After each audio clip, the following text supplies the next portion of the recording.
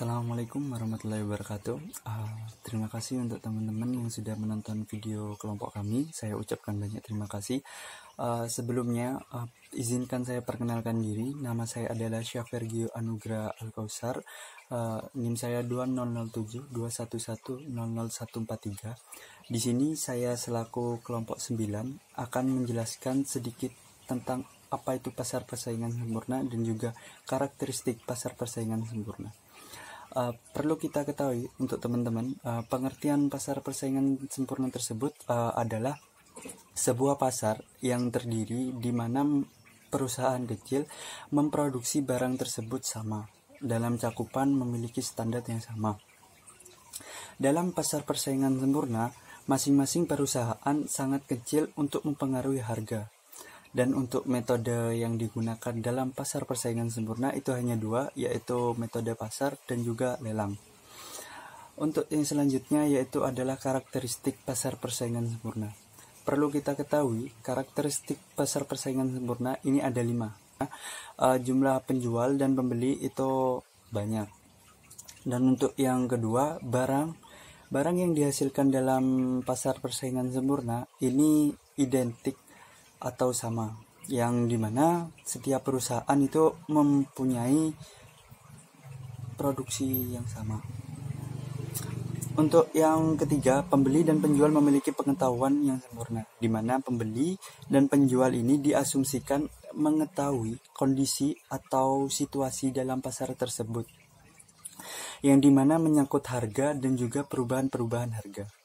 Untuk yang keempat, dari sisi produsen, yaitu produsen sebagai pengambil atau penerima harga, bisa kita sebut sebagai price taker. Harga yang terbentuk di pasar merupakan hasil interaksi dari keseluruhan pembeli dan keseluruhan penjual di pasar. Jadi di sini dalam produsen ini melakukan sebuah riset mungkin untuk melakukan harga.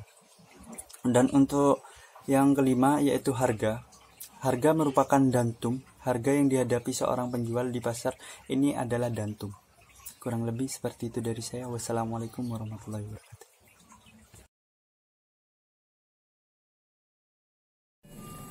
Dalam pasar persaingan sempurna terdapat permintaan, penerimaan, dan kurva penawaran.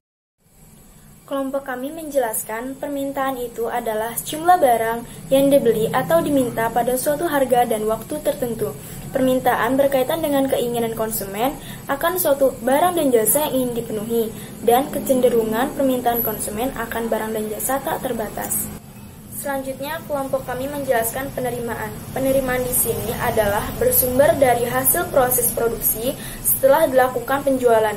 Jadi, penerimaan total atau total revenue suatu perusahaan sama dengan output dikalikan nilai jual. Dengan begitu, kurva permintaan sama dengan kurva penerimaan.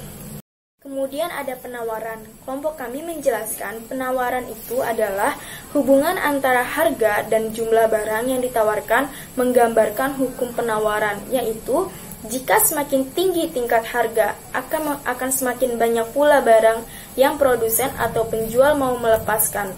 Demikian pula dengan sebaliknya, jika pada harga yang semakin rendah, maka semakin sedikit pula jumlah barang yang penjual mau melepaskan. Selanjutnya ada keseimbangan perusahaan jangka pendek dalam pasar persaingan sempurna. Dalam keseimbangan perusahaan jangka pendek terdapat harga yang dipandang sebagai alat pengukur atau rationing device yang paling menguntungkan diproduksikan dan konsekuensinya menentukan jumlah permintaan input. Harga barang dan perubahannya berperan penting bagi pengusaha dalam mengambil keputusan output apa dan berapa banyak diproduksikan, dan merupakan isyarat atau signal untuk merubah atau tidak merubah, memperluas atau mengurangi produksi. Bismillahirrahmanirrahim. Keseimbangan perusahaan jangka panjang dalam pasar persaingan sempurna. Keseimbangan jangka panjang didasarkan pada proposisi bahwa setiap perusahaan bertujuan memperoleh laba maksimal. Perusahaan menyesuaikan plan size dan perusahaan bebas masuk atau keluar dari industri. Semua perusahaan dalam industri itu melaup laba murni. Investor baru tertarik memasuki industri sehingga output bertambah. Menyebabkan kurva penawaran industri bergeser ke kanan.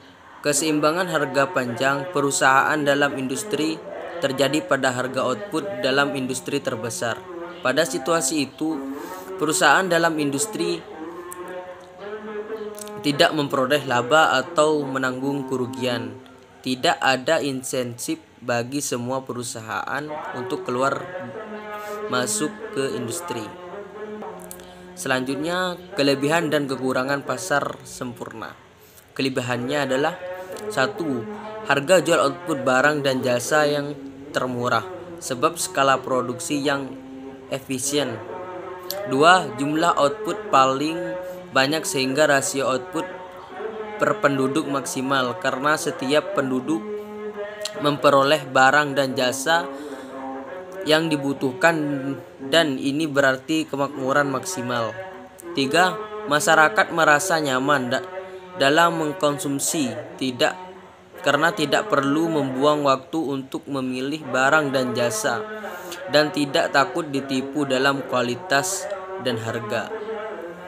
Sedangkan kekurangannya 1. Keuntungan yang diterima dalam posisi keuntungan normal saja sehingga sulit bagi perusahaan untuk menyediakan dana untuk penelitian dan pengembangan.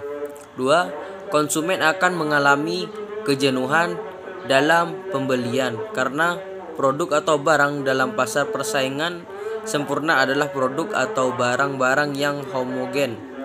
3. Persaingan sempurna ada kalanya menimbul biaya sosial. Baik, terima kasih.